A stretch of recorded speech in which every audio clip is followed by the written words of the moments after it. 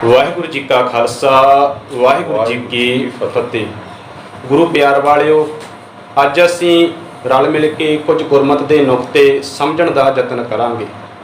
ਸਾਡੇ ਕੋਲੇ ਅੱਜ ਵਿਸ਼ੇਸ਼ ਤੌਰ ਤੇ ਵੀਰ ਨਛੱਤਰ ਸਿੰਘ ਜੀ ਭਾਂਬੜੀ ਪਹੁੰਚੇ ਹਨ।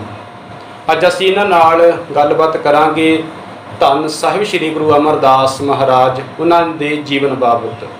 ਉਹਨਾਂ ਨੇ ਸਾਡੇ ਸਮਾਜ ਨੂੰ ਕੀ ਦੇਣ ਦਿੱਤੀ ਹੈ, ਉਹਨਾਂ ਨੇ ਸਮਾਜ ਸੁਧਾਰ ਵਾਸਤੇ ਕਿਹੜੇ ਉਪਰਾਲੇ ਕੀਤੇ ਹਨ, ਕੀ ਯੋਗਦਾਨ ਪਾਏ ਹਨ।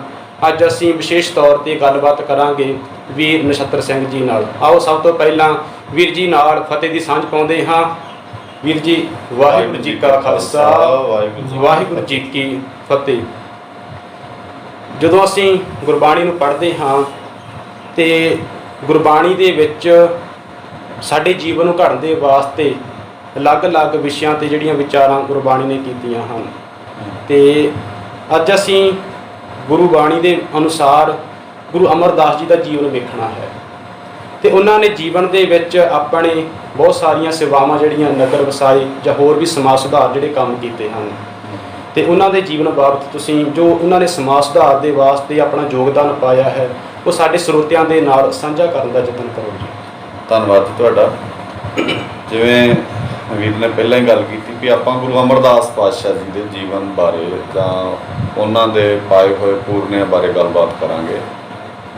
ਤੇ ਗੁਰੂ ਅਮਰਦਾਸ ਜੀ ਸਾਡੇ ਸਿੱਖਾਂ ਦੇ ਤੀਸਰੇ ਗੁਰੂ ਹਨ, ਔਰ ਗੁਰੂ ਅਮਰਦਾਸ ਪਾਤਸ਼ਾਹ ਜੀ ਨੂੰ ਗੁਰੂ ਅੰਗਦ ਸਾਹਿਬ ਪਾਤਸ਼ਾਹ ਜੀ ਨੇ ਉਹ ਜ਼ਿੰਮੇਵਾਰੀ ਜਿਹੜੀ ਗੁਰੂ ਨਾਨਕ ਸਾਹਿਬ ਜੀ ਨੇ ਗੁਰੂ ਅੰਗਦ ਸਾਹਿਬ ਜੀ ਨੂੰ ਦਿੱਤੀ ਸੀਗੀ, ਉਹ ਜ਼ਿੰਮੇਵਾਰੀ ਗੁਰੂ ਅਮਰਦਾਸ ਪਾਤਸ਼ਾਹ ਜੀ ਨੂੰ ਦੇ ਕੇ ਤੇ ਇੱਦਾਂ ਕਹਿ ਲਓ ਵੀ ਤੀਸਰੀ ਜਗ੍ਹਾ ਤੇ ਸਿੱਖਾਂ ਦੇ ਤੀਸਰੇ ਗੁਰੂ ਵਜੋਂ ਅਸੀਂ ਗੁਰੂ ਅਮਰਦਾਸ ਪਾਤਸ਼ਾਹ ਜੀ ਨੂੰ ਵੇਖਦੇ ਹਾਂ ਜਾਂ ਜਾਣਦੇ ਹਾਂ। ਜਿੱਥੇ ਗੁਰੂ ਅਮਰਦਾਸ ਪਾਤਸ਼ਾਹ ਜੀ ਦੇ ਆਪਣੇ ਜੀਵਨ ਵਿੱਚੋਂ ਬਹੁਤ ਕੁਝ ਇਤਿਹਾਸਿਕ ਪੱਖ ਤੋਂ ਸਿੱਖਣ ਨੂੰ ਮਿਲਦਾ, ਉੱਥੇ ਗੁਰੂ ਸਾਹਿਬ ਜੀ ਦੀ ਆਪਣੀ ਰਚਿਤ ਬਾਣੀ ਜੋ ਕਿ ਗੁਰੂ ਗ੍ਰੰਥ ਸਾਹਿਬ ਵਿੱਚ ਦਰਜ ਆ, ਉਹਦੇ ਵਿੱਚੋਂ ਆਪਾਂ ਬਹੁਤ ਕੁਝ ਸਿੱਖ ਸਕਦੇ ਹਾਂ। ਬਿਲਕੁਲ, ਹਾਂਜੀ। ਤੇ ਗੁਰੂ ਅਮਰਦਾਸ ਪਾਤਸ਼ਾਹ ਜੀ ਦਾ ਮੁੱਢਲਾ ਜੀਵਨ ਬਾਸਰ ਕੇ ਪਿੰਡ ਵਿੱਚ ਬਤੀਤ ਹੋਇਆ, ਤੇ ਫਿਰ ਗੁਰੂ ਅੰਗਦ ਸਾਹਿਬ ਪਾਤਸ਼ਾਹ ਜੀ ਦੀ ਸੰਗਤ ਵਿੱਚ ਆਏ। ਤੇ ਗੁਰੂ ਅੰਗਦ ਸਾਹਿਬ ਪਾਤਸ਼ਾਹ ਜੀ ਦੀ ਸੰਗਤ ਵਿੱਚ ਆਉਣ ਤੋਂ ਬਾਅਦ ਉਹ ਜਦੋਂ ਬਾਣੀ ਨੂੰ ਸਮਝਦੇ ਆ, ਬਾਣੀ ਨੂੰ ਜਾਣਦੇ ਆ, ਬਾਣੀ ਨੂੰ ਪੜ੍ਹਦੇ ਆ, ਬਾਣੀ ਨਾਲ ਜੁੜਦੇ ਆ, ਤਾਂ ਹੌਲੀ ਹੌਲੀ ਉਹ ਗੁਰੂ ਨਾਨਕ ਸਾਹਿਬ ਪਾਤਸ਼ਾਹ ਜੀ ਦਾ ਜਿਹੜਾ ਉਹ ਸਿਧਾਂਤ ਆ ਜਾਂ ਗੁਰੂ ਅਮਰਦਾਸ ਪਾਤਸ਼ਾਹ ਜੀ ਨੇ ਜਿਹੜੀ ਉਸ ਗੱਲ ਨੂੰ ਧਿਆਨ ਨਾਲ ਸਮਝਿਆ, ਉਹਦੇ 'ਚ ਸ਼ਾਮਲ ਹੋਏ ਤੇ ਗੁਰੂ ਨਾਨਕ ਸਾਹਿਬ ਜੀ ਦੀ ਉਸ ਲਹਿਰ ਨੂੰ ਹੋਰ ਪ੍ਰਚੰਡ ਕਰਨ ਵਿੱਚ ਉਹਨਾਂ ਨੇ ਆਪਣਾ ਯੋਗਦਾਨ ਜਿਹੜਾ ਉਹ ਪਾਇਆ। ਬਿਲਕੁਲ, ਹਾਂਜੀ। ਤੇ ਉਹਨਾਂ ਨੇ ਜਿੱਦਾਂ ਗੁਰੂ ਸਾਹਿਬਾਨ ਸਿੱਖ ਧਰਮ ਦੇ ਵਿੱਚ ਗੱਲ ਕਰੀਏ, ਗੁਰਗੱਦੀ ਦੀ ਰਸਮ ਜਿਹੜੀ ਆ ਉਹ ਕਿਸ ਆਧਾਰ ਤੇ ਅਗਲੇ ਗੁਰੂ ਨੂੰ ਦਿੱਤੀ ਜਾਂਦੀ ਰਹੀ ਆ। ਹਾਂ, ਇਹ ਬੜੀ ਇੰਟਰਸਟਿੰਗ ਗੱਲ ਆ ਔਰ ਬੜੀ ਧਿਆਨ 'ਚ ਰੱਖਣ ਵਾਲੀ ਆ ਸਾਰੇ ਸਰੋਤਿਆਂ ਦੇ।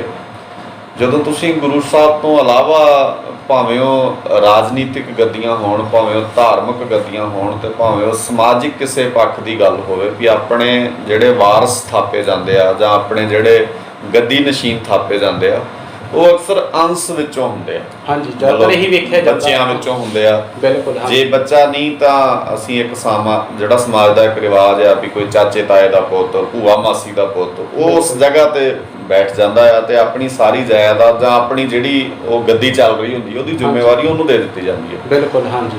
ਪਰ ਇਹ ਪਿਰਤ ਗੁਰੂ ਨਾਨਕ ਸਾਹਿਬ ਪਾਤਸ਼ਾਹ ਜੀ ਨੇ ਤੋੜੀ ਔਰ ਇੱਕ ਨਵੀਂ ਪਿਰਤ ਪੈਦਾ ਕੀਤੀ, ਜਿਹੜੀ ਮੈਨੂੰ ਇੰਝ ਲੱਗਦਾ ਵੀ ਜੇ ਅਸੀਂ ਸਾਰੇ ਹੀ ਵਰਲਡ ਵਾਈਡ ਹੀ ਪੂਰੀ ਦੁਨੀਆ ਦੇ ਲੋਕ ਇਸ ਗੱਲ ਨੂੰ ਧਿਆਨ ਨਾਲ ਸਮਝਣ ਤਾਂ ਅੱਜ ਹੀ ਸਮਾਜ ਨੂੰ ਸਵਾਰਨ ਦਾ ਇੱਕ ਬਹੁਤ ਸੁਖਾਲਾ ਜਿਹਾ ਢੰਗ ਲੱਭ ਸਕਦਾ ਵੀ ਅਸੀਂ ਆਪਣੇ ਵਾਰਸ ਸਿਰਫ ਅੰਸ਼ ਵਿੱਚੋਂ ਨਾ ਚੁਣੀਏ। ਬਿਲਕੁਲ, ਤੁਸੀਂ ਇੱਕ ਸ਼ੁਰੂਆਤ ਕਰਕੇ ਵੇਖੋ ਵੀ ਅਸੀਂ ਲਾਇਕ ਬੰਦਿਆਂ ਨੂੰ ਆਪਣੀ ਜਗ੍ਹਾ ਤੇ ਲਿਆਉਣਾ ਹੈ, ਤਾਂ ਮੈਨੂੰ ਲੱਗਦਾ ਸਾਡੇ ਬੱਚੇ ਵੀ ਲਾਇਕ ਹੋ ਜਾਣਗੇ। ਬਿਲਕੁਲ, ਹਾਂਜੀ। ਜਦੋਂ ਸਾਡੇ ਬੱਚਿਆਂ ਨੂੰ ਇਦਾਂ, ਜਿਹੜੀ ਇੱਕ ਸਮਾਜ ਦੀ ਹੋਰ ਵੱਡੀ ਪ੍ਰੋਬਲਮ ਹੈ ਅੱਜ, ਕਹਿੰਦੇ ਆ ਵੀ ਸਾਡੇ ਬੱਚੇ ਲਾਇਕ ਨਹੀਂ ਜਾਂ ਸਾਡੇ ਬੱਚੇ ਗੱਲ ਨਹੀਂ ਸੁਣਦੇ ਜਾਂ ਸਾਡੇ ਬੱਚੇ ਸਾਡੇ ਕਹਿਣੇ ਵਿੱਚ ਨਹੀਂ ਆ। ਬਿਲਕੁਲ, ਹਾਂਜੀ। ਉਹ ਇਸ ਕਰਕੇ ਵੀ ਨਹੀਂ, ਉਹਨਾਂ ਨੂੰ ਲੱਗਦਾ ਵੀ ਜਾਇਦਾਦ ਤੇ ਸਾਡੇ ਮਾਂ-ਬਾਪ ਦੀ ਸਾਡੀ ਹੈ ਨਾ, ਭਾਵੇਂ ਅਸੀਂ ਆਗਿਆਕਾਰੀ ਹੋਈਏ, ਉਹਦੇ ਕਹਿਣੇ 'ਚ ਹੋਈਏ ਨਾ ਹੋਈਏ, ਇਹਦੇ ਨਾਲ ਕੀ ਫਰਕ ਪੈਂਦਾ। ਕੋਈ ਫਰਕ ਨਹੀਂ। ਤੇ ਗੁਰੂ ਸਾਹਿਬ ਜੀ ਨੇ ਇੱਕ ਵੱਡੀ ਪਿਰਤ, ਔਰ ਤੁਸੀਂ ਇਹ ਵੀ ਵੇਖੋ ਧਿਆਨ ਨਾਲ, ਰਾਜਨੀਤਿਕ ਬੰਦਿਆਂ 'ਚ ਵੀ ਅੱਗੇ ਦੀ ਅੱਗੇ, ਕਿਉਂਕਿ ਜੇ ਅੱਜ ਪਿਓ ਰਾਜਨੀਤਿਕ ਕਿਸੇ ਵੱਡੇ ਅਹੁਦੇ ਤੇ ਹੈ ਤੇ ਕੱਲ ਨੂੰ ਉਹਦਾ ਪੁੱਤ ਉਹਦੇ ਤੇ ਹੋਊਗਾ, ਉਹ ਲਾਇਕ ਹੋਵੇ ਨਲਾਇਕ ਹੋਵੇ ਮੈਟਰ ਨਹੀਂ ਕਰਦਾ, ਮੈਟਰ ਕਰਦਾ ਵੀ ਉਹ ਕਿਸੇ ਰਾਜਨੀਤਿਕ ਬੰਦੇ ਦਾ ਪੁੱਤ ਹੈ। ਹਾਂਜੀ, ਇਦਾਂ ਹੀ ਵੇਖੋ ਡੇਰੇ ਚੱਲ ਰਹੇ ਆ।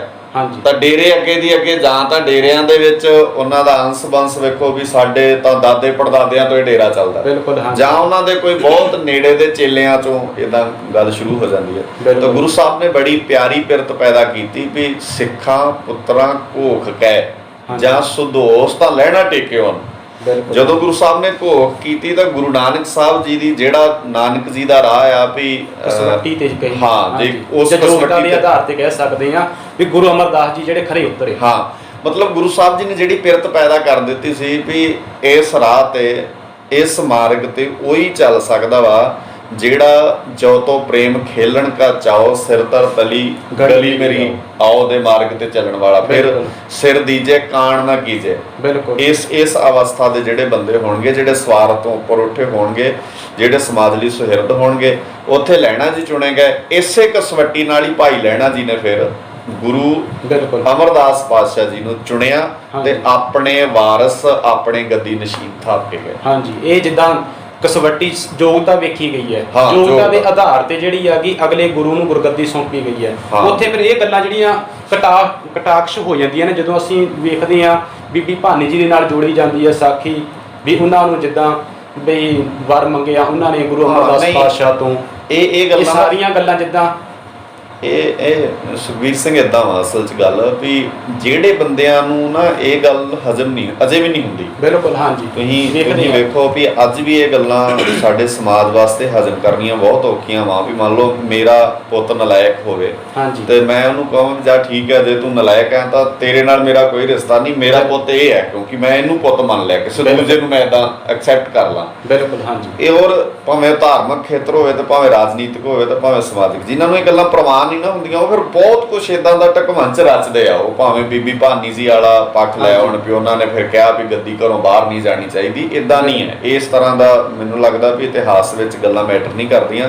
ਨਾਲੇ ਗੱਲ ਸਰੋਤੇ ਹਮੇਸ਼ਾ ਹੋਰ ਵੀ ਧਿਆਨ ਵਿੱਚ ਰੱਖਣ, ਅਸੀਂ ਰਾਮ ਕਸੌਟੀ ਸੋ ਸਹਿਜੋ ਮਰਜ਼ੀਵਾ ਹੋਏ ਦੀ ਗੱਲ ਕਰਦੇ ਹਾਂ। ਕਬੀਰ ਕਸੌਟੀ ਰਾਮ ਕੀ ਝੂਠਾ ਟਿਕੇ ਨਾ ਕੋਈ, ਝੂਠਾ ਟਿਕੇ ਨਾ ਕੋਈ। ਸਾਰੀਆਂ ਗੱਲਾਂ ਗਲਤ ਹੋ ਸਕਦੀਆਂ ਪਰ ਗੁਰਬਾਣੀ ਦੀ ਕਸਵੱਟੀ ਹੀ ਫਾਈਨਲ ਡਿਸੀਜਨ ਦੇਊਗੀ ਤੇ ਉਹਦੇ ਤੇ ਜਿਹੜਾ ਖਰਾ ਉਤਰੂਗਾ ਉਹ ਇਹਦੇ ਲਾਇਕ ਬਣੂਗਾ ਔਰ ਇਸ ਗੱਦੀ ਤੇ ਬੈਠੂਗਾ। ਗੁਰੂ ਸਾਹਿਬ ਜੀ ਨੇ ਇੰਜ ਕੀਤਾ। ਸਿੱਖ ਦਾ ਜੀਵਨ ਪਰਖਣ ਦੇ ਵਾਸਤੇ ਗੁਰਬਾਣੀ ਹੀ ਕਸਵੱਟੀ ਹੈ। ਬਿਲਕੁਲ, ਤੇ ਕਸਵੱਟੀ ਉਸ ਆਧਾਰ ਤੇ ਗੁਰੂ ਗ੍ਰੰਥ ਸਾਹਿਬ ਦੇ ਆਧਾਰ ਤੇ ਵੇਖਣਾ, ਹੋਰ ਗ੍ਰੰਥ ਜਾਂ ਹੋਰ ਕੋਈ ਕਿੱਦਾਂ ਮੰਨਦਾ ਸਾਡੇ ਉਹਦੇ ਨਾਲ ਕੋਈ ਮੈਟਰ ਨਹੀਂ ਕਰਦੀ। ਕਿਉਂਕਿ ਜੇ ਅਸੀਂ ਸਿੱਖ ਦਾ ਜੀਵਨ ਵੇਖਣਾ, ਸਾਡਾ ਸਰਮੌਰ ਗੁਰੂ ਧੰਨ ਸਾਹਿਬ ਸ੍ਰੀ ਗੁਰੂ ਗ੍ਰੰਥ ਸਾਹਿਬ ਜੀ, ਕਿਉਂਕਿ ਅਸੀਂ ਉਹਨਾਂ ਨੂੰ ਆਗੂ ਮੰਨਦੇ ਹਾਂ, ਗੁਰੂ ਮੰਨਦੇ ਹਾਂ। ਅਸੀਂ ਉਹਨਾਂ ਦੇ ਹੀ ਜਿਹੜੇ ਪਾਏ ਹੋਏ ਪੂਰਨਾਂ ਚੱਲਣਾ ਹੈ। ਬਿਲਕੁਲ, ਜੋ ਉਹਨਾਂ ਦੇ ਸਿਧਾਂਤ ਤੇ ਖਰੀ ਗੱਲ ਉਤਰੇਗੀ, ਜੀਵਨ ਉਤਰੇਗਾ। ਸਾਖੀਆਂ ਉਤਰਨੀਆਂ ਬੜੀਆਂ ਐਸੀਆਂ ਸਾਖੀਆਂ ਨੇ ਉਹ ਕੋਈ ਵੀ ਮੰਨਣਯੋਗ ਨਹੀਂ ਹੋਣਗੀ, ਪਰਖਿਆ ਜਾਏਗਾ ਗੁਰਬਾਣੀ ਦੀ ਕਸਵੱਟੀ ਤੇ।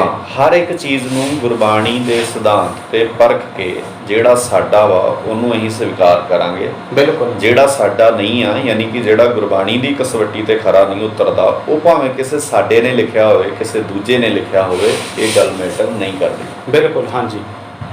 ਤੇ ਅਗਲਾ ਸਵਾਲ ਸੀ ਜਿੱਦਾਂ ਆਪਣੇ ਗੁਰੂ ਅਮਰਦਾਸ ਜੀ ਨੇ ਹੋਰ ਸਮਾਜ ਸੁਧਾਰ ਦੇ ਵਾਸਤੇ, ਇਸਤਰੀਆਂ ਵਾਸਤੇ ਜੋ ਉਹਨਾਂ ਨੇ ਜਾਂ ਸੰਗਤ ਪੰਗਤ ਦੇ ਜਾਂ ਹੋਰ ਸਿਧਾਂਤ ਕਾਫੀ ਉਹਨਾਂ ਨੇ ਬਖਸ਼ ਕੀਤੇ ਨੇ, ਉਹ ਵੀ ਸਾਡੀਆਂ ਸੰਗਤਾਂ ਦੇ ਨਾਲ ਸਾਂਝੇ ਕਰੋ ਕਿ ਅੱਜ ਦੇ ਹਾਲਾਤ ਤੇ ਜਿਹੜੇ ਗੁਰੂ ਸਾਹਿਬਾਨ ਨੇ ਸਾਡੇ ਸਿਧਾਂਤ ਬਖਸ਼ਿਸ਼ ਕੀਤੇ ਸਨ, ਅੱਜ ਕੀ ਫਰਕ ਆਇਆ ਉਹਨਾਂ ਦੇ ਵਿੱਚ। ਹਾਂ, ਇੱਕ ਜਿਵੇਂ ਬਹੁਤ ਸਾਰੀਆਂ ਚੀਜ਼ਾਂ ਜੇ ਗੁਰੂ ਅਮਰਦਾਸ ਪਾਤਸ਼ਾਹ ਜੀ ਦੇ ਜੀਵਨ ਤੇ ਗੱਲ ਕਰਨੀ ਹੋਵੇ ਤਾਂ ਬਹੁਤ ਲੰਬੀ ਚੌੜੀ ਗੱਲ ਕੀਤੀ ਜਾ ਸਕਦੀ ਹੈ। ਹਾਂਜੀ, ਪਰ ਥੋੜੇ ਨੁਕਤੇ ਆ ਜਿਹੜੇ ਅਸੀਂ ਧਿਆਨ ਗੋਚਰੇ ਸੰਗਤਾਂ ਦੇ ਲਿਆਉਣਾ ਚਾਹੁੰਦੇ ਹਾਂ। ਪਹਿਲੀ ਗੱਲ ਇਹ ਵੀ ਇੱਕ ਸ਼ਬਦ ਅਸੀਂ ਆਮ ਸਾਰਿਆਂ ਨੇ ਸੁਣਿਆ ਵਾ ਵੀ ਪਹਿਲੇ ਪੰਗਤ ਤੇ ਪਾਛੇ ਸੰਗਤ। ਬਿਲਕੁਲ ਹਾਂਜੀ। ਤੇ ਅੱਜ ਦਾ ਜਿਹੜਾ ਸਮਾਜ ਆ ਜਾਂ ਜਿਹੜੇ ਅੱਜ ਦੇ ਲੋਕ ਆ ਉਹ ਸ਼ਾਇਦ ਇਹਦੇ ਅਰਥ ਇਦਾਂ ਲੈਣ ਲੱਗ ਪਿਆ ਵੀ ਪਹਿਲੇ ਪੰਗਤ ਦਾ ਮਤਲਬ ਆ ਵੀ ਪ੍ਰਸ਼ਾਦਾ ਛਕੋ। ਹਾਂਜੀ, ਜ਼ਿਆਦਾਤਰ ਇਹੀ ਵੇਖਿਆ ਜਾਂਦਾ। ਹਾਂ, ਤੇ ਫਿਰ ਤੁਸੀਂ ਮੱਥਾ ਟੇਕੋ। ਬਿਲਕੁਲ ਹਾਂਜੀ। ਤੇ ਮੈਂ ਕਈ ਤਰ੍ਹਾਂ ਤੇ ਇਦਾਂ ਵੀ ਵੇਖਿਆ ਵੀ ਬੰਦੇ ਕਹਿੰਦੇ ਜੇ ਤੁਸੀਂ ਪ੍ਰਸ਼ਾਦਾ ਨਹੀਂ ਛਕਦੇ ਤੇ ਤੁਹਾਡਾ ਮੱਥਾ ਟੇਕਿਆ ਲੱਗਦਾ ਨਹੀਂ, ਮਤਲਬ ਗੁਰੂ ਸਾਹਿਬ ਤੁਹਾਡਾ ਮੱਥਾ ਨਹੀਂ ਪ੍ਰਵਾਨ ਕਰਦੇ। ਬਿਲਕੁਲ ਹਾਂਜੀ। ਮੈਨੂੰ ਲੱਗਦਾ ਵੀ ਸ਼ਾਇਦ ਇੱਥੇ ਅਸੀਂ ਮਿਸਟੇਕ ਕਰ ਰਹੇ ਹਾਂ ਬਹੁਤ ਵੱਡੀ। ਗੱਲ ਪ੍ਰਸ਼ਾਦੇ ਦੀ ਜਾਂ ਗੱਲ ਲੰਗਰ ਛਕਣ ਦੀ ਨਹੀਂ ਸੀ। ਬਿਲਕੁਲ ਹਾਂਜੀ। ਗੱਲ ਕੋਈ ਹੋਰ ਆ ਪਿੱਛੇ ਜਿਹੜੀ ਅਸੀਂ ਘੋਖੀ ਨਹੀਂ। ਬਿਲਕੁਲ ਹਾਂਜੀ। ਗੱਲ ਇਹ ਹੈ ਵੀ ਜਿਹੜਾ ਗੁਰੂ ਅਮਰਦਾਸ ਜੀ ਦਾ ਵੇਲਾ ਵਾ ਨਾ, ਉਹ ਵੇਲਾ ਇਦਾਂ ਦਾ ਵਾ ਵੀ ਉਸ ਵੇਲੇ ਇੱਥੇ ਵਰਨ ਵੰਡ ਜੋਬਨ ਤੇ ਹੈ। ਬਿਲਕੁਲ, ਜਾਤਵਾਦ ਦਾ ਸਿਖਰ ਹੈ ਇੱਥੇ। ਹਾਂਜੀ, ਮਤਲਬ ਇਦਾਂ ਕਹਿ ਲਓ ਵੀ ਜਿਹਦੀ ਜਾਤ ਵੱਡੀ ਹੈ ਉਹ ਇੱਥੇ ਬਾਦਸ਼ਾਹ ਵਾ, ਤੇ ਜਿਹਦੀ ਨੀਵੀਂ ਜਾਤ ਆ ਉਹ ਇੱਥੇ ਸਿਰੇ ਦੀ ਕੰਗਾਲਤਾ ਵਾਲੀ ਜੀਵਨ ਜਿਉਂਦਾ ਆ, ਔਰ ਉਹਨੂੰ ਜਿਉਣ ਦਾ ਵੀ ਹੱਕ ਨਹੀਂ। ਬਿਲਕੁਲ ਹਾਂ। ਈਵਨ ਤੁਸੀਂ ਜਦੋਂ ਇਤਿਹਾਸ ਨੂੰ ਵੇਖੋਗੇ ਨਾ, ਗੁਰੂ ਅਮਰਦਾਸ ਪਾਤਸ਼ਾਹ ਜੀ ਦਾ ਵੇੜਾ ਜਦੋਂ ਪੜ੍ਹੋਗੇ ਤੁਸੀਂ, ਤਾਂ ਤੁਹਾਨੂੰ ਇਦਾਂ ਦਾ ਹਿਸਟਰੀ ਚੋਂ ਮਿਲਣਗੀਆਂ ਗੱਲਾਂ ਵੀ ਸ਼ੂਦਰ ਸਿਰਫ ਝੂਠ ਹੀ ਖਾ ਸਕਦਾ। ਬਿਲਕੁਲ ਹਾਂ ਜੀ। ਮਤਲਬ ਉਹ ਪਕਵਾਨ ਜਾਂ ਤਾਜ਼ਾ ਪ੍ਰਸ਼ਾਦਾ ਬਣਾ ਕੇ ਨਹੀਂ ਛਕ ਸਕਦਾ। ਬਿਲਕੁਲ ਉਹ ਉੱਚੀ ਜਾਤ ਵਾਲਿਆਂ ਦੀ ਬਚੀ ਹੋਈ ਝੂਠ ਨੂੰ ਹੀ ਖਾਊਗਾ। ਬਿਲਕੁਲ ਇਹੀ ਕਾਰਨ ਸੀ ਜਦੋਂ ਜਿਸ ਵਕਤ ਗੁਰੂ ਅਮਰਦਾਸ ਦੇ ਪ੍ਰਤੀ ਸ਼ਿਕਾਇਤਾਂ ਜਾ ਕੇ ਲਗਾਈਆਂ ਗਈਆਂ ਬਾਦਸ਼ਾਹ ਕੋਲ। ਤੁਸੀਂ ਬਿਲਕੁਲ ਹੁਣ ਕੀ ਹੋਇਆ ਵੀ ਗੁਰੂ ਸਾਹਿਬ ਜੀ ਨੇ ਕਿਹਾ ਵੀ ਘੱਟੋ ਘੱਟ ਇਸ ਦਰਬਾਰ ਵਿੱਚ ਜਿਹੜਾ ਬੰਦਾ ਉੱਚਾ ਨੀਵਾਂ ਵੱਡੇ ਦਾ ਫਰਕ ਕਰਦਾ ਨਾ, ਬਿਲਕੁਲ ਹਾਂਜੀ, ਉਹਦਾ ਮੇਰੇ ਨਾਲ ਕੋਈ ਲੈਣਾ ਦੇਣਾ ਨਹੀਂ, ਉਹ ਸੰਗਤ ਦਾ ਹਿੱਸਾ ਨਹੀਂ ਆ। ਸੰਗਤ ਮਤਲਬ ਇਹ ਨਹੀਂ, ਸੰਗਤ ਦਾ ਵੀ ਮੀਨਿੰਗ ਅਸੀਂ ਏਦਾਂ ਲੈ ਰਹੇ ਹਾਂ ਵੀ ਪੰਗਤ ਮਤਲਬ ਪ੍ਰਸ਼ਾਦਾ ਛਕਣਾ, ਤੇ ਸੰਗਤ ਮੀਨਿੰਗ ਮੱਥਾ ਟੇਕਣਾ। ਹਾਂਜੀ। ਸੰਗਤ ਦਾ ਮੀਨਿੰਗ ਆ ਗੁਰੂ ਦੀ ਸੰਗਤ ਦਾ ਬੰਦਾ। ਜਿਵੇਂ ਆਪਾਂ ਆਮ ਸ਼ਬਦ ਵਰਤ ਲੈਨੇ ਆ ਵੀ ਇਹ ਨਾ ਉਹਨਾਂ ਦੀ ਸੰਗਤ ਦੇ ਬੰਦੇ ਆ। ਬਿਲਕੁਲ ਹਾਂਜੀ। ਮਤਲਬ ਗੁਰੂ ਦੀ ਸੁਸਾਇਟੀ ਦਾ ਬੰਦਾ, ਗੁਰੂ ਦੀ ਵਿਚਾਰਧਾਰਾ ਵਾਲਾ ਬੰਦਾ। ਬਿਲਕੁਲ ਗੁਰੂ ਸਾਹਿਬ ਨੇ ਕਿਹਾ ਵੀ ਜਿਹੜੇ ਬੰਦੇ ਜਾਤ ਪਾਤ ਦਾ ਹੰਕਾਰ ਛੱਡ ਕੇ, ਈਗੋ ਛੱਡ ਕੇ ਆਮ ਬੰਦਿਆਂ 'ਚ ਬਹਿ ਕੇ ਪ੍ਰਸ਼ਾਦਾ ਨਹੀਂ ਨਾ ਛਕ ਸਕਦੇ, ਉਹ ਸਾਡੀ ਸੰਗਤ ਦਾ ਹਿੱਸਾ ਨਹੀਂ ਆ। ਹੁਣ ਤੁਸੀਂ ਇਹ ਵੇਖੋ ਵੀ ਕਨਸੈਪਟ ਕਿੱਡਾ ਵੱਡਾ ਵਾ ਇਹ। ਬਿਲਕੁਲ ਜੇ ਤੁਸੀਂ ਇਸ ਕਸਵੱਟੀ ਤੇ ਅੱਜ ਪੰਜਾਬ ਨੂੰ ਪਰਖਣ ਤੁਰੋਗੇ ਤੇ ਮੈਨੂੰ ਲੱਗਦਾ ਸਾਡੇ ਤਾਂ ਪੰਜਾਬ 'ਚ ਕਿੰਨੇ ਡੇਰੇ ਇਹੋ ਜਿਹੇ ਜਿਨ੍ਹਾਂ ਦੇ ਡੇਰਿਆਂ 'ਚ ਲਿਖਿਆ ਹੋਇਆ ਵੀ ਫਲਾਨੀ ਜਾਤ ਦੇ ਭਾਂਡੇ ਇੱਥੋਂ ਮਿਲਣਗੇ ਤੇ ਫਲਾਨੀ ਜਾਤ ਦੇ ਭਾਂਡੇ ਇੱਥੋਂ ਮਿਲਣਗੇ। ਹਾਲਾਂਕਿ ਗੁਰੂ ਗ੍ਰੰਥ ਸਾਹਿਬ ਜੀ ਦਾ ਪ੍ਰਕਾਸ਼ ਵੀ ਹੈ ਉੱਥੇ। ਹਾਂਜੀ, ਮਤਲਬ ਜੇ ਗੁਰੂ ਸਾਹਿਬ ਦਾ ਪ੍ਰਕਾਸ਼ ਹੈ ਤਾਂ ਇਹਦਾ ਮਤਲਬ ਗੁਰੂ ਅਮਰਦਾਸ ਜੀ ਦੀ ਬਾਣੀ ਵੀ ਹੈ ਉੱਥੇ। ਬਿਲਕੁਲ ਜੇ ਗੁਰੂ ਅਮਰਦਾਸ ਜੀ ਦੀ ਬਾਣੀ ਹੈ ਤੇ ਇਹਦਾ ਮਤਲਬ ਉਹਨਾਂ ਨੂੰ ਕਿਤੇ ਨਾ ਕਿਤੇ ਇਹ ਵੀ ਗੱਲ ਸੁਣੀ ਹੋਣੀ ਉਹਨਾਂ ਵੀ ਗੁਰੂ ਸਾਹਿਬ ਜੀ ਨੇ ਸਾਨੂੰ ਏਦਾਂ ਕਿਹਾ ਵੀ ਪਹਿਲੇ ਪੰਗਤ ਪਾਸੇ ਸੰਗਤ।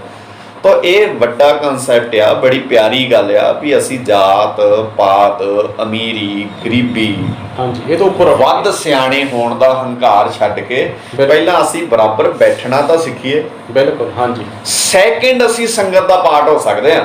ਹਾਂਜੀ, ਜੇ ਸਾਡੇ 'ਚ ਬਹਿਣ ਲੱਗਿਆ ਜਾਤ ਪਾਤ ਵੀ ਮੇਰੀ ਵੱਡੀ ਜਾਤ ਹੈ, ਅਸੀਂ ਅਮੀਰ ਲੋਕ ਆ। ਹਾਂਜੀ, ਗੁਰਦੁਆਰਿਆਂ 'ਚ ਤੁਸੀਂ ਵੇਖੋ ਦੋ ਤਰ੍ਹਾਂ ਦੇ ਲੰਗਰ ਆਮ ਸ਼ੁਰੂ ਹੋ ਗਏ ਹੁਣ। ਹਾਂਜੀ, ਇੱਕ ਨਾਰਮਲ ਲੰਗਰ, ਇੱਕ VIP ਲੰਗਰ। ਬਿਲਕੁਲ ਹਾਂਜੀ। ਹੁਣ ਫਿਰ ਕਿੱਥੇ ਹੈ ਪਹਿਲੇ ਪੰਗਤ ਪਾਸੇ ਸੰਗਤ? ਬਿਲਕੁਲ ਸਿਧਾਂਤ ਤੋਂ ਅੱਜ ਕਿਉਂਕਿ ਸਿੱਖ ਜਿਹੜਾ ਗੁਰਬਾਣੀ ਨਾਲ ਨਹੀਂ ਜੁੜ ਰਹੇ ਆ, ਉਹ ਵੇਖਦੇ ਹਨ ਜਾਂ ਥਾਵਾਂ ਨਾਲ ਜੁੜਦਾ ਜਾਂ ਦੇਹਾਂ ਨਾਲ ਜੁੜ ਰਿਹਾ, ਗੁਰਬਾਣੀ ਦੇ ਗਿਆਨ ਤੋਂ ਬਹੁਤ ਜ਼ਿਆਦਾ ਵਾਂਝਾ ਰੱਖਿਆ ਗਿਆ। ਬੇਸਿਕ ਸੁਖਬੀਰ ਸਿੰਘ ਅਸਲ 'ਚ ਕਹਾਣੀ ਕੀ ਬਣੀ ਨਾ ਵੀ ਬੇਸਿਕ ਕਨਸੈਪਟ ਨਾਲੋਂ ਤੋੜ ਲਿਆ ਨਾ ਸਾਨੂੰ। ਹਾਂਜੀ ਹਾਂਜੀ। ਜਦੋਂ ਪੰਗਤ ਦੇ ਅਰਥ ਹੀ ਪ੍ਰਸ਼ਾਦਾ ਕਰਤੇ ਤੇ ਸੰਗਤ ਦੇ ਅਰਥ ਮੱਥਾ ਟੇਕਣਾ ਕਰਤੇ, ਤੇ ਫਿਰ ਹੁਣ ਪ੍ਰਸ਼ਾਦਾ ਕੋਈ VIP ਛਕ ਲੈ ਕੋਈ ਨਾਰਮਲ ਛਕ ਲੈ, ਕੀ ਫਰਕ ਪੈਂਦਾ ਇਹਦੇ ਨਾਲ? ਉਹ ਕਹਿੰਦਾ ਪ੍ਰਸ਼ਾਦਾ ਤਾਂ ਛਕਿਆ ਹੈ ਨਾ, ਭਾਵੇਂ ਅਸੀਂ VIP ਪੰਗਤ 'ਚ ਬਹਿ ਕੇ ਛਕਿਆ। ਤਾਂ ਗੱਲ ਇਹ ਸੀ ਵੀ ਇਹੋ VIP ਕਲਚਰ ਹੀ ਤੇ ਖਤਮ ਕਰਨਾ ਸੀ ਗੁਰੂ ਸਾਹਿਬ ਜੀ ਨੇ। ਬਿਲਕੁਲ ਹਾਂਜੀ। ਉਹ ਉੱਚੇ ਨੀਵੇਂ ਦਾ, ਅਮੀਰ ਗਰੀਬ ਦਾ ਸਾਰਾ ਕਨਸੈਪਟ, ਸਾਰਾ ਪਾੜਾ ਉਹ ਖਤਮ ਕਰਨ ਵਾਸਤੇ ਗੁਰੂ ਸਾਹਿਬ ਜੀ ਨੇ ਇਹ ਸਿਧਾਂਤ ਲਾਗੂ ਕੀਤਾ।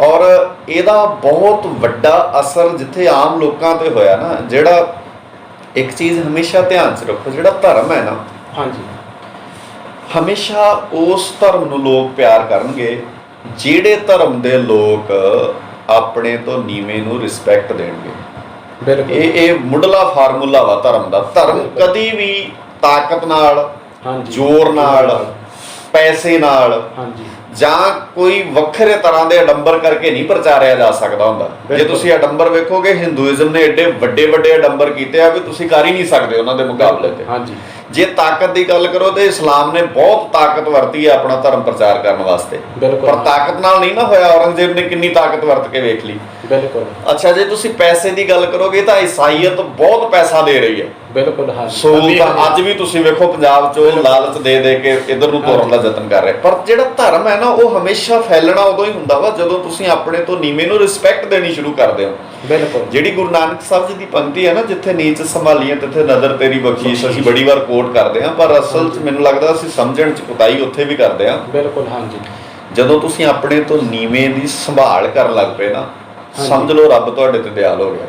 ਬਿਲਕੁਲ, ਰੱਬ ਦੀ ਮਿਹਰ ਹੋ ਗਈ ਤੁਹਾਡੇ ਤੇ। ਜੇ ਤੁਸੀਂ ਮਿਹਰ ਦੀ ਬਖਸ਼ਿਸ਼ ਦਾ ਕਨਸੈਪਟ ਗੁਰੂ ਨਾਨਕ ਜੀ ਦੇ ਘਰ ਵਿੱਚੋਂ ਵੇਖਣਾ, ਤੇ ਮਤਲਬ ਜਦੋਂ ਤੁਸੀਂ ਆਪਣੇ ਤੋਂ ਨੀਵੇਂ ਨੂੰ ਚੁੱਕ ਕੇ ਗਲ ਲਾ ਲਿਆ, ਸਮਝ ਲਓ ਰੱਬ ਦੀ ਰਹਿਮਤ। ਸ਼ੁਰੂਆਤ ਆਪਣੇ ਤੋਂ ਕਰਨੀ ਪੈਣੀ। ਹਾਂ, ਤੇ ਉਹ ਸਾਰੀਆਂ ਚੀਜ਼ਾਂ ਹੀ ਨੇ ਇੱਥੇ ਵੀ। ਪਹਿਲੇ ਪੰਗਤ ਬਰਾਬਰ ਤਾਂ ਬਿਠਾਓ ਯਾਰ, ਉਹਨੂੰ ਨਾਲ ਤਾਂ ਬਹਿਣ ਦਿਓ ਉਹਨੂੰ। ਬਿਲਕੁਲ।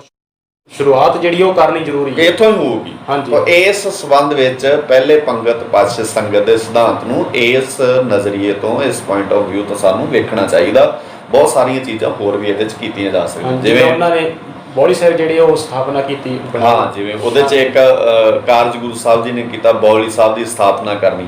ਹੁਣ ਬੌਲੀ ਸਾਹਿਬ ਪੁਰਾਣੇ ਸਮਿਆਂ 'ਚ ਨਾ, ਤੁਸੀਂ ਬਜ਼ੁਰਗਾਂ ਨਾਲ ਜਦੋਂ ਕਿਤੇ ਗੱਲਬਾਤ ਕਰੋਗੇ ਤਾਂ ਵੇਖੋ ਪਿੰਡਾਂ 'ਚ ਨਾ ਖੂਹ ਹੁੰਦੇ ਸੀ। ਹਾਂਜੀ। ਤੇ ਫਿਰ ਉੱਥੇ ਖੂਹਾਂ 'ਚ ਇਦਾਂ ਸੀ ਵੀ ਇਹ ਫਲਾਨੀ ਜਾਤ ਦਾ ਖੂਹ, ਹਾਂਜੀ, ਇਹ ਫਲਾਨੀ ਜਾਤ ਦਾ ਖੂਹ। ਤੇ ਇੱਕ ਜਿਹੜੀ ਜਾਤ ਦਾ ਖੂਹ ਹੁੰਦਾ ਸੀ ਨਾ, ਉਸ ਖੂਹ ਤੋਂ ਦੂਜੀ ਜਾਤ ਦੇ ਲੋਕ ਪਾਣੀ ਨਹੀਂ ਸੀ ਪੀ ਸਕਦੇ। ਬਿਲਕੁਲ। ਹਾਂਜੀ। ਪਰ ਗੁਰੂ ਸਾਹਿਬ ਜੀ ਨੇ ਧਰਮ ਨੂੰ ਵੇਖੋ ਕਿੱਦਾਂ ਪੇਸ਼ ਕੀਤਾ, ਇੱਕ ਸਾਂਝਾ ਖੂਹ ਤਿਆਰ ਕਰਕੇ, ਬੌਲੀ ਮਤਲਬ ਖੂਹ, ਸਾਂਝਾ ਖੂਹ ਤਿਆਰ ਕੀਤਾ ਜਿੱਥੇ ਹਰ ਬੰਦਾ ਪਾਣੀ ਵਰਤ ਸਕਦਾ, ਉੱਥੇ ਹਰ ਬੰਦਾ ਪਾਣੀ ਦੀ ਲੋੜ ਨੂੰ ਪੂਰੀਆਂ ਕਰ ਸਕਦਾ। ਤੇ ਇਸ ਗੱਲ ਤੋਂ ਉੱਪਰ ਉੱਠ ਕੇ ਵੀ ਇਹ ਕਿਹੜੀ ਜਾਤ ਦਾ ਖੂਹ ਹੈ, ਹਾਂਜੀ, ਮਤਲਬ ਇਹ ਕਿਹੜੀ ਬਿਰਾਦਰੀ ਦਾ ਖੂਹ ਹੈ, ਉਹ ਚੀਜ਼ਾਂ ਗੁਰੂ ਸਾਹਿਬ ਜੀ ਨੇ ਤੋੜੀਆਂ ਤੇ ਉਹਦੇ ਵਿੱਚ ਵੀ ਬਰਾਬਰਤਾ ਲਿਆਉਣ ਦਾ ਯਤਨ ਗੁਰੂ ਸਾਹਿਬ ਜੀ ਨੇ ਕੀਤਾ। ਬਿਲਕੁਲ। ਹਾਂਜੀ। ਤੇ ਉਹਨਾਂ ਨੇ ਇੱਕ ਸਮਾਜ ਸੁਧਾਰ ਦੇ ਵਾਸਤੇ ਕੇਂਦਰਾਂ ਦੀ ਸਥਾਪਨਾ ਕੀਤੀ ਸੀ।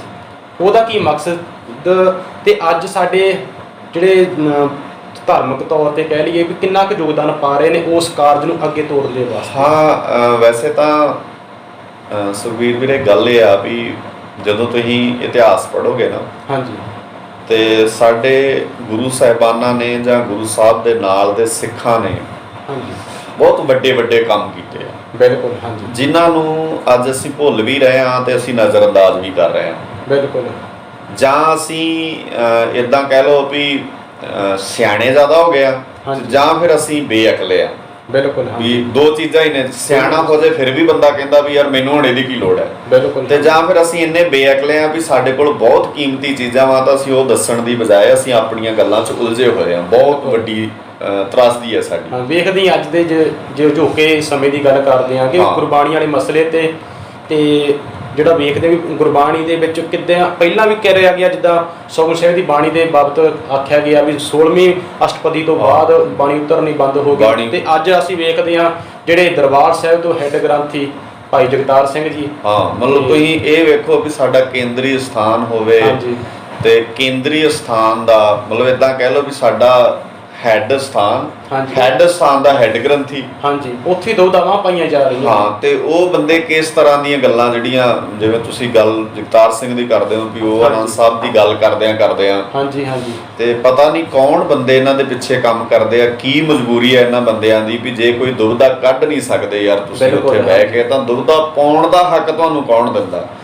ਜਦੋਂ ਗੁਰੂ ਅਰਜਨ ਸਾਹਿਬ ਜੀ ਨੇ ਫੈਸਲਾ ਦੇ ਦਿੱਤਾ ਵੀ ਰਾਮ ਕਲੀ ਮਹੱਲਾ ਤੀਜਾ, ਬਿਲਕੁਲ, ਹਾਂਜੀ, ਤੇ ਫਿਰ ਤੁਸੀਂ ਇਹ ਦੱਸਣ ਵਾਲੇ ਗੁਰੂ ਅਰਜਨ ਸਾਹਿਬ ਜੀ ਤੋਂ ਵੱਧ ਸਿਆਣੇ ਹੋਣ ਦਾ ਪ੍ਰਮਾਣ ਕਿਉਂ ਲੈਣਾ ਚਾਹੁੰਦੇ, ਜਾਂ ਤੁਹਾਨੂੰ ਇਦਾਂ ਕਿਉਂ ਲੱਗਦਾ ਅਸੀਂ ਗੁਰੂ ਅਰਜਨ ਸਾਹਿਬ ਜੀ ਤੋਂ ਵੱਧ ਸਿਆਣੇ ਹਾਂ? ਬਿਲਕੁਲ, ਜਿੱਥੇ ਵੀ ਲੋੜ ਉਹਨਾਂ ਨੇ ਸਮਝੀ ਨਾਲ ਲਿਖਿਆ ਹੈਗਾ, ਨਾਲ ਰਲਾਏ ਲਿਖਿਆ ਮਹੱਲਾ ਪੰਜਵਾਂ, ਬਹੁਤ ਥਾਵਾਂ ਤੇ ਭਗਤ ਕਬੀਰ ਜੀ ਦੇ ਸ਼ਬਦ ਵਿੱਚ ਆਉਂਦੀ ਆ, ਕੋਈ ਵੀ ਪੰਕਤੀ ਉਹਨਾਂ ਨੇ ਐਡ ਕੀਤੀ, ਇੱਕ ਪੰਕਤੀ ਵੀ ਜੇ ਕਿਤੇ ਐਡ ਕੀਤੀ ਆ ਨਾ ਗੁਰੂ ਸਾਹਿਬ ਜੀ ਨੇ, ਤਾਂ ਉੱਥੇ ਐਸੋ ਅਚਰਜ ਦੇਖਿਓ ਕਬੀਰ ਵਾਲਾ ਸ਼ਬਦ ਹੈ। ਸਰੋਤੇ ਵੀ ਜਿਹੜੇ ਜੇ ਤੁਸੀਂ ਬਾਣੀ ਚੋਂ ਪੜ੍ਹਨਾ ਹੋਵੇ ਤਾਂ ਕਬੀਰ ਸਾਹਿਬ ਜੀ ਦਾ ਸ਼ਬਦ ਹੈ, ਐਸੋ ਅਚਰਜ ਦੇਖਿਓ ਕਬੀਰ ਦੱਦ ਕੇ ਭੋਲੇ ਬਰੋਲੇ ਨੀਰ। ਉਹ ਸਾਰਾ ਸ਼ਬਦ ਕਬੀਰ ਸਾਹਿਬ ਜੀ ਦਾ ਅਖੀਰਲੀਆਂ ਦੋ ਪੰਕਤੀਆਂ ਗੁਰੂ ਅਰਜਨ ਸਾਹਿਬ ਜੀ ਦੀਆਂ, ਉੱਥੇ ਗੁਰੂ ਅਰਜਨ ਸਾਹਿਬ ਜੀ ਦਾ ਆਪਣਾ ਨਾਮ ਨਹੀਂ ਪੰਕਤੀਆਂ ਚ ਆਉਂਦਾ, ਉਹ ਕਬੀਰ ਜੀ ਦਾ ਨਾਮ ਹੀ ਆਉਂਦਾ। ਬਿਲਕੁਲ, ਪਰ ਉੱਥੇ ਉੱਪਰ ਲੈਤਾ ਵੀ ਨਾਲ ਰਲਾਏ ਲਿਖਿਆ ਮਹੱਲਾ ਪੰਜਵਾਂ, ਸਰਲੇਖ ਦੇ ਵਿੱਚ ਲਿਖ ਚੁੱਕੇ ਨੇ, ਬਕਾਇਦਾ ਦੇ ਦਿੱਤਾ ਉੱਥੇ।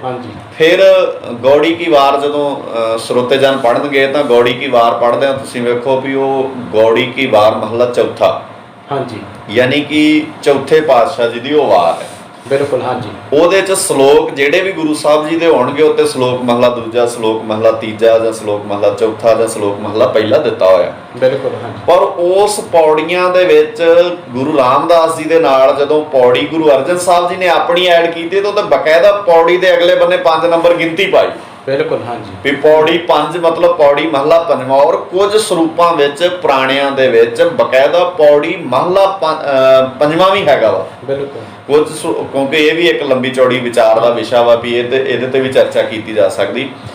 ਹੁਣ ਜੇ ਗੁਰੂ ਸਾਹਿਬ ਇੱਕ ਪੌੜੀ ਗੌੜੀ ਕੀ ਵਾਰ ਚ ਲਿਖਦੇ ਆ ਤੇ ਉੱਥੇ ਨਾਲ ਸਿਰਲੇਖ ਦੇ ਦਿੰਦੇ ਆ। ਬਿਲਕੁਲ, ਹਾਂਜੀ, ਤੇ ਜੇ ਉਹ ਵਾਰ ਆਨੰਦ ਸਾਹਿਬ ਦੇ ਵਿੱਚ ਲਿਖਦੇ ਤੇ ਉੱਥੇ ਕਿਉਂ ਨਹੀਂ ਸੀ ਦੇਣਾ ਉਹਨਾਂ ਨੇ? ਬਿਲਕੁਲ, ਦਿੱਤਾ ਜਾ ਸਕਦਾ ਸੀ। ਵੈਸੇ ਤਾਂ ਜੇ ਇਮਾਨਦਾਰੀ ਨਾਲ ਵੇਖੀਏ ਗੁਰੂ ਸਾਹਿਬ ਨੇ ਕੋਈ ਭੁਲੇਖਾ ਰਹਿਣ ਨਹੀਂ ਦਿੱਤਾ, ਨਹੀਂ ਰਹਿਣ ਦਿੱਤਾ। ਗੁਰੂ ਇਹ ਜਾਣ ਬੁੱਝ ਕੇ ਕਹਿ ਲਈ ਜਾਂ ਪਿੱਛੇ ਕੀ ਤਾਕਤ ਕੰਮ ਕਰਦੀ ਹੈ, ਇਸ ਵਾਰ ਦੇਖਦੇ ਆਪਾਂ ਕਿੰਨੇ ਦਿਨ ਬੀਤ ਚੁੱਕੇ ਨੇ ਕਿ ਜਦੋਂ ਆਪਾਂ ਵੇਖਦੇ ਵੀ ਬਾਹਰਲਾ ਹੋਰ ਕੋਈ ਬੰਦਾ ਕੋਈ ਸਰੂਪ ਇੱਦਾਂ ਛਾਪਣ ਦੀ ਜਾਂ PDF ਫਾਈਲ ਬਣਾਈ ਜਿਸ ਬੰਦੇ ਨੇ ਥਮਿੰਦਰ ਸਿੰਘ ਬਾਰੇ, ਉਦੋਂ ਫਤਵੇ ਜਾਰੀ ਕੀਤੇ ਜਾਂਦੇ ਨੇ। ਹਾਂ ਬਿਲਕੁਲ। ਆਪਣੇ ਵਾਸਤੇ ਜਦੋਂ ਪਿਛਲੇ ਆਪਾਂ ਵੇਖਦੇ ਹਾਂ ਕੁਝ ਦਿਨ ਪਹਿਲਾਂ ਜਦੋਂ ਮਾਧੀ ਅਰਦਾਸ ਬਾਰੇ ਭਾਈ ਅਮਰੀਕ ਸਿੰਘ ਜੀ ਬੋਲੇ ਨੇਗੇ, ਉਸ ਵਕਤ ਵੀ ਰੌਲਾ ਪਾਇਆ ਗਿਆ, ਪਰ ਗੱਲ ਤਾਂ ਸਹੀ ਸੀਗੀ। ਦੱਸਿਆ ਉਹਨਾਂ ਨੇ ਵੀ ਮੱਧ ਅਰਦਾਸ ਜਿਹੜੀ ਹੈਗੀ ਜੇ ਤੁਸੀਂ ਕਰਨੀ ਆ, ਵੈਸੇ ਤਾਂ ਜਿਹੜਾ ਆਪਾਂ ਵੇਖਦੇ ਹਾਂ ਮਰਿਆਦਾ ਮੁਤਾਬਕ ਵੀ ਲੋੜ ਨਹੀਂ ਹੈਗੀ ਤੇ ਜੇ ਰੀਤ ਬਣੀ ਆ, ਪਰ ਕਹਿੰਦੇ ਮੱਧ ਉੱਥੇ ਬਣਦਾ, ਉਹ ਗੱਲ ਮੰਨਣਯੋਗ ਆ। ਵੈਸੇ ਉਹਦੇ ਵਿੱਚ ਤਰਕ ਜਿੱਦਾਂ ਕਹਿ ਲਈਏ। ਬਿਲਕੁਲ ਅਮਰੀਕ ਸਿੰਘ ਦੀ ਗੱਲ ਦਰੁਸਤ ਆ। ਨਾਲੇ ਅਮਰੀਕ ਸਿੰਘ ਨੇ ਕੁਝ ਆਪਣੇ ਕੋਲੋਂ ਨਹੀਂ ਕਿਹਾ, ਅਮਰੀਕ ਸਿੰਘ ਨੇ ਉਹੀ ਕਿਹਾ ਜੋ ਅਕਾਲ ਤਖਤ ਦੀ ਮਰਿਆਦਾ 'ਚ ਲਿਖਿਆ। ਹਾਂਜੀ, ਉਹਨਾਂ ਨੇ ਬਕਾਇਦਾ ਹਵਾਲਾ ਦਿੱਤਾ ਉਹਨਾਂ ਨੇ। ਹਾਂ, ਤੇ ਅਕਾਲ ਤਖਤ ਦੀ ਮਰਿਆਦਾ, ਜੇ ਤੁਸੀਂ ਅਕਾਲ ਤਖਤ ਦੀ ਮਰਿਆਦਾ ਲਾਗੂ ਨਹੀਂ ਕਰਨੀ, ਅਕਾਲ ਤਖਤ ਦੀ ਮਰਿਆਦਾ ਦੀ ਗੱਲ ਨਹੀਂ ਕਰਨੀ, ਬਿਲਕੁਲ ਹਾਂ, ਫਿਰ ਇਹ ਦੱਸਣ ਦੀ ਖੇਚਲ ਕਰਨਗੇ ਵੀ ਫਿਰ ਮੰਜੀ ਸਾਹਿਬ ਮਰਿਆਦਾ ਕਿਹਦੀ ਚੱਲਦੀ ਹੈ। ਬਿਲਕੁਲ ਹਾਂਜੀ, ਇਹਦਾ ਮਤਲਬ ਕਿਸੇ ਡੇਰੇ ਦੀ ਚੱਲਦੀ ਹੈ, ਕਿਸੇ ਬੰਦੇ ਦੀ ਚੱਲਦੀ ਹੈ। ਬਿਲਕੁਲ ਹਾਂਜੀ, ਜੇ ਤੁਸੀਂ ਜਿਹੜਾ ਬੰਦਾ ਅਕਾਲ ਤਖਤ ਦੀ ਮਰਿਆਦਾ ਦੀ ਗੱਲ ਕਰਦਾ ਉਹ ਤੁਸੀਂ ਵਿਰੋਧ 'ਚ ਹੋ ਜਾਂਦੇ।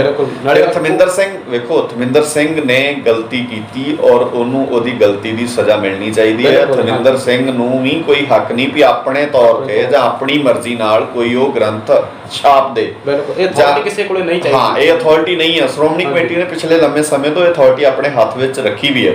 ਪਰ ਗੱਲ ਇਹ ਹੈ ਵੀ ਜੇ ਥਮਿੰਦਰ ਸਿੰਘ ਤੇ ਸਵਾਲ ਹੋ ਸਕਦਾ, ਜਥੇਦਾਰ ਮੀਟਿੰਗ ਸੱਦ ਸਕਦੇ ਆ, ਜਥੇਦਾਰ ਇਕੱਠ ਕਰ ਸਕਦੇ ਆ, ਜਥੇਦਾਰ ਜਥੇਬੰਦੀਆਂ ਨੂੰ ਆਵਾਜ਼ ਮਾਰ ਸਕਦੇ ਆ, ਤੇ ਹੁਣ ਜਥੇਦਾਰ ਬੋਲੇ ਕਿਉਂ ਨਹੀਂ? ਫਿਰ ਬਿਲਕੁਲ ਚਾਹੀਦਾ, ਅਜੇ ਤੱਕ ਕਿਉਂ ਨਹੀਂ ਬੋਲੇ ਇਸ ਮਸਲੇ ਤੇ? ਬਿਲਕੁਲ ਹਾਂਜੀ। ਜੇ ਪੰਜਾਬ 'ਚ ਕੋਈ ਰਾਜਨੀਤਿਕ ਦਾਅ ਹਾਰ ਜੇ ਤੇ ਅਗਲੇ ਦਿਨ ਹੀ ਜਥੇਦਾਰ ਬੋਲ ਪੈਂਦੇ ਆ ਵੀ ਪੰਜਾਬ 'ਚ ਪੰਥ ਨੂੰ ਖਤਰਾ ਵਾ। ਬਿਲਕੁਲ, ਤੇ ਹੁਣ ਜਿੱਦਣ ਪੰਥ ਦੇ ਘਰ ਬੈਠੇ ਕਿਸੇ ਬੰਦੇ ਨੇ ਗੱਲ ਕੀਤੀ ਤੇ ਹੁਣ ਕਿਉਂ ਨਹੀਂ ਬੋਲਦੇ? ਇਹਦਾ ਮਤਲਬ ਤੁਹਾਡੇ ਕੋਲ ਇਸ ਪੰਥ, ਫਿਰ ਪੰਥ ਇਹਨਾਂ ਦਾ ਆ, ਬਿਲਕੁਲ ਇਹਨਾਂ ਦੇ ਦੂਲੇ ਪੰਥ 'ਚ ਇਹਨਾਂ ਦੇ ਬੰਦੇ ਜੋ ਮਰਜ਼ੀ ਕਰਨ ਉਹ ਠੀਕ ਹੈ, ਪਰ ਦੂਜੇ ਨਹੀਂ ਕਰ ਸਕਦੇ। ਸੋ ਗੱਲ ਫਿਰ ਉੱਥੇ ਆਉਣੀ ਹੈ ਵੀ ਅਸੀਂ ਕਸਵੱਟੀ ਗੁਰਬਾਣੀ ਛੱਡਤੀ, ਹਾਂਜੀ, ਅਸੀਂ ਗੁਰੂ ਦਾ ਸਿਧਾਂਤ ਛੱਡਤਾ, ਅਸੀਂ ਆਪਣੀ ਮਰਜ਼ੀ ਦੇ ਫੈਸਲੇ ਔਰ ਆਪਣੀ ਮਰਜ਼ੀ ਦੀਆਂ ਗੱਲਾਂ ਜਦੋਂ ਕਰਨੀਆਂ ਸ਼ੁਰੂ ਕੀਤੀਆਂ ਤੇ ਵਾਪਰਨਾ ਹੈ ਸਾਰਾ ਕੁਝ। ਹਾਂਜੀ ਹਾਂਜੀ, ਵੈਸੇ ਦੁਬਦਾਵਾਂ ਜਿਹੜੀਆਂ ਕੱਢਣ ਵਾਸਤੇ ਗੁਰੂ ਅਮਰਦਾਸ ਸਾਹਿਬ ਜੀ ਨੇ ਕੇਂਦਰ ਸਥਾਪਿਤ ਕੀਤੇ ਸਨ। ਹਾਂ, ਆਪਾਂ ਉਹਦੀ ਗੱਲ ਜਿਹੜੀ ਕਰ ਰਹੇ ਸਾਂ।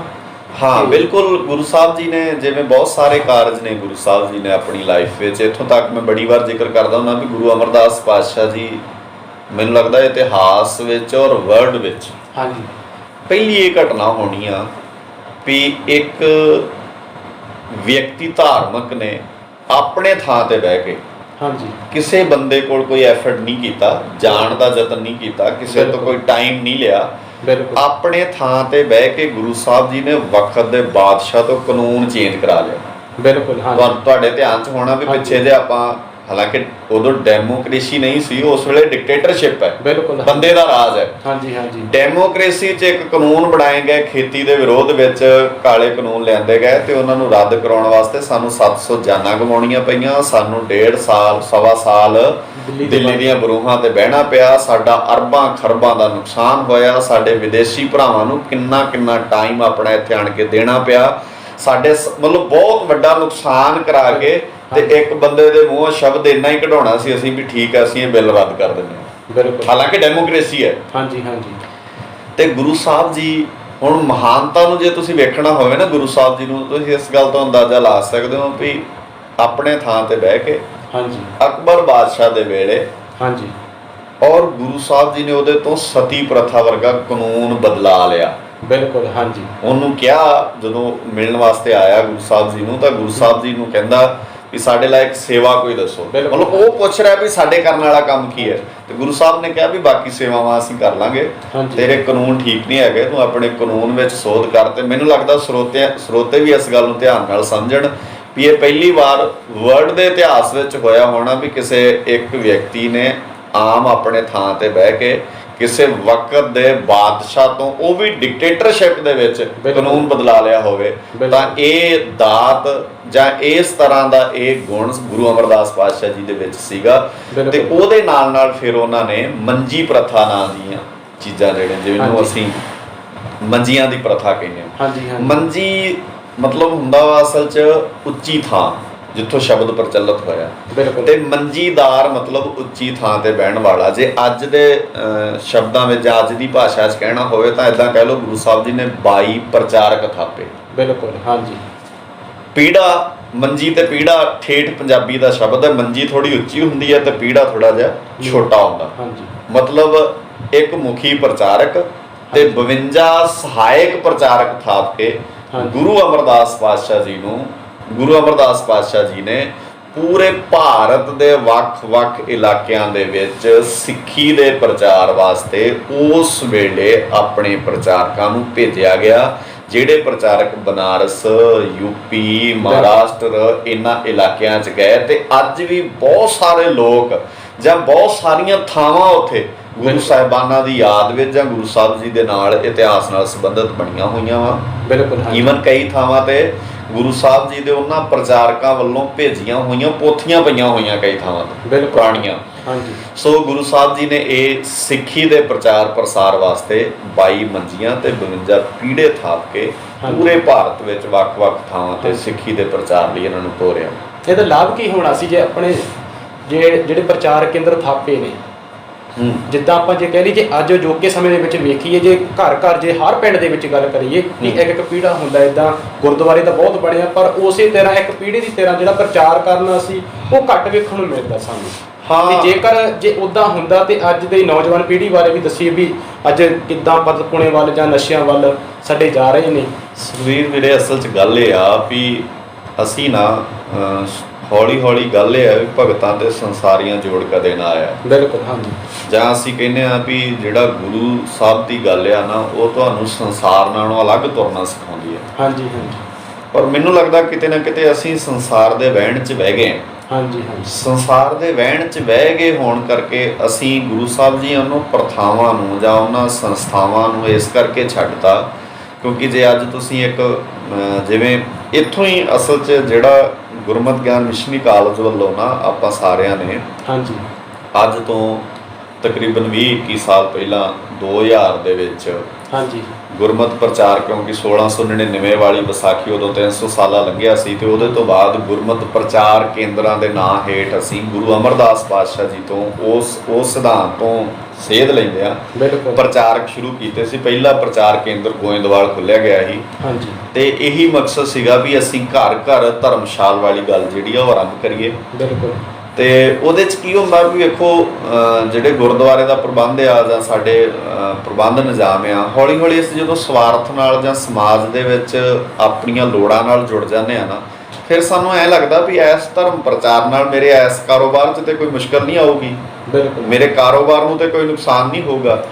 ਤੇ ਅਸੀਂ ਜਦੋਂ ਧਰਮ ਨੂੰ ਕਾਰੋਬਾਰ ਨਾਲ ਜੋੜ ਕੇ ਵੇਖਣ ਲੱਗ ਪਏ ਤਾਂ ਫਿਰ ਅੱਜ ਅਸੀਂ ਹੌਲੀ ਹੌਲੀ ਇੱਥੋਂ ਤੱਕ ਪਹੁੰਚ ਗਏ ਆ। ਤੁਸੀਂ ਪਿੰਡਾਂ 'ਚ ਕਈ ਥਾਵਾਂ ਤੇ ਸੁਣਿਆ ਹੋਣਾ ਵੀ ਪਾਠ ਕਰ ਲਓ, ਅਰਦਾਸ ਕਰ ਲਓ, ਹੁਕਮਨਾਮਾ ਲੈ ਲਓ, ਪਰ ਤੁਸੀਂ ਬਾਣੀ ਦੀ ਵਿਚਾਰ ਨਹੀਂ ਕਰਨੀ। ਹਾਂਜੀ। ਮੇਰੇ ਨਾਲ ਖੁਦ ਨਾਲ ਵਾਪਰੀ ਹੈ। ਮੈਂ ਆਪਣੇ ਪਿੰਡ ਜਿੱਦਾਂ ਪ੍ਰਚਾਰ ਕਰਦਾ ਸੀ, ਥੋੜੇ ਸਮੇਂ ਲਈ ਡਿਊਟੀ ਕਰਨੀ ਸੀ ਤੇ ਉਹਦੇ ਵਿੱਚ ਵੇਖਿਆ ਗਿਆ ਤੇ ਗ੍ਰੰਥੀ ਡਿਊਟੀ ਨਿਭਾਉਣ ਕਰਦਾ ਤੇ ਨਾਲ ਪ੍ਰਚਾਰਕ ਹੋਣ ਦੇ ਨਾਤੇ ਤੇ ਮੈਂ ਹੁਕਮਨਾਮੇ ਦੀ ਕਥਾ ਕਰਨੀ ਸ਼ੁਰੂ ਕੀਤੀ ਤੇ ਥੋੜੇ ਸਮੇਂ ਬਾਅਦ ਪਤਾ ਲੱਗਿਆ ਤੇ ਸੰਗਤ ਜਿਹੜੀ ਆ, ਮੈਂ ਤਾਂ ਪਰਮਾਨੈਂਟ ਨਹੀਂ ਲੱਗਿਆ ਸੀਗਾ, ਥੋੜੇ ਸਮੇਂ ਵਾਸਤੇ ਲੱਗਿਆ ਸੀ ਤੇ ਸੰਗਤ ਨੂੰ ਪਸੰਦ ਆਉਣਾ ਪ੍ਰਚਾਰ ਸ਼ੁਰੂ ਹੋਇਆ।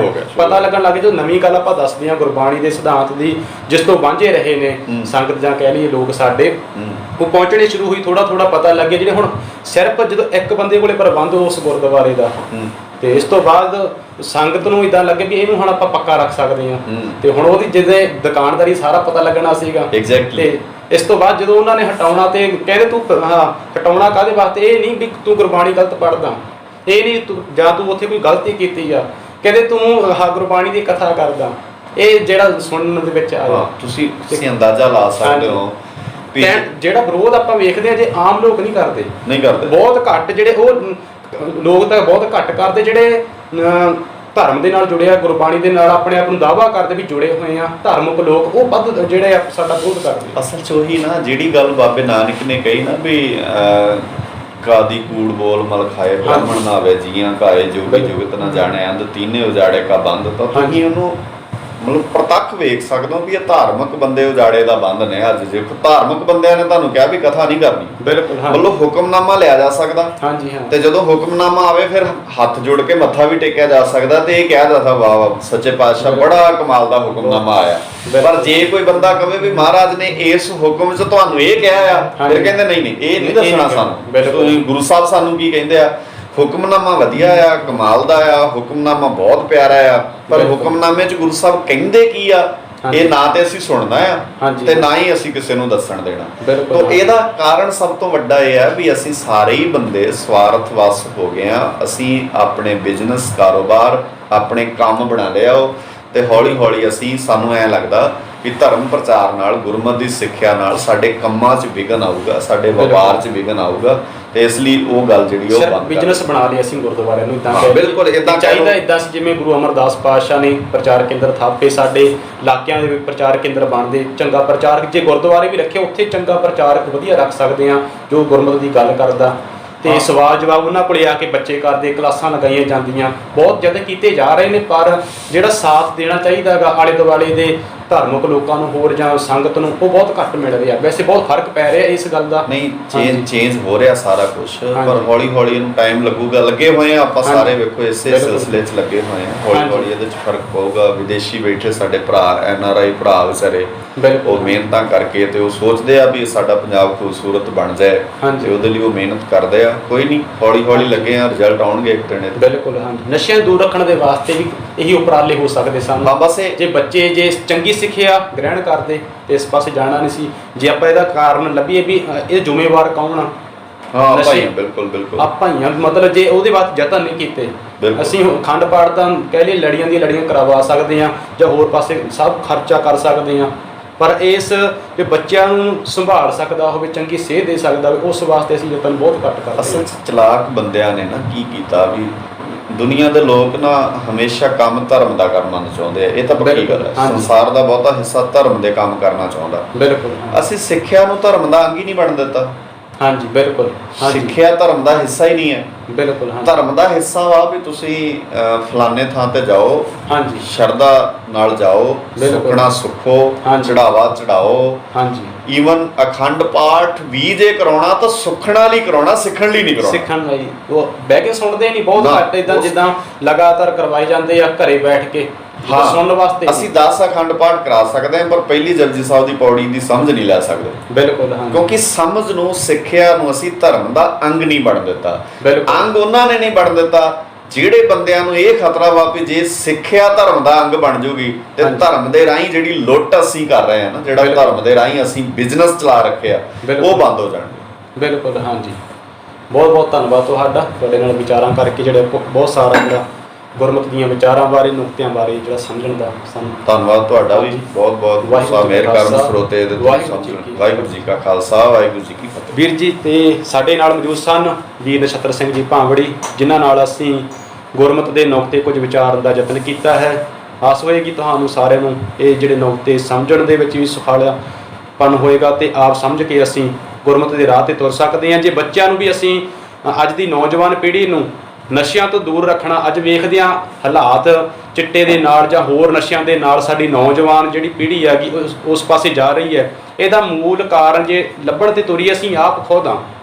ਅਸੀਂ ਆਪ ਯਤਨ ਕਰੀਏ ਆਪਣੇ ਬੱਚਿਆਂ ਨੂੰ ਚੰਗੀ ਸਿੱਖਿਆ ਦੇਣ ਦੇ ਵਾਸਤੇ, ਪ੍ਰਚਾਰ ਕੇਂਦਰ ਚੰਗੇ ਗ੍ਰੰਥੀ ਪ੍ਰਚਾਰਕ ਦਾ ਰੱਖ ਕੇ ਆਪ ਯਤਨ ਕਰੀਏ, ਤੇ ਇਹਦੇ ਨਾਲ ਹੀ ਅਸੀਂ ਜੀਵਨ ਦੇ ਵਿੱਚ ਬੜਾ ਵਧੀਆ ਸੁਖਾਲਾ ਜੀਵਨ ਨੂੰ ਸਫਲ ਕਰਨ ਦੇ ਰਾਹ ਤੇ ਤੁਰ ਸਕਦੇ ਹਾਂ। ਸਾਰਿਆਂ ਦਾ ਧੰਨਵਾਦ।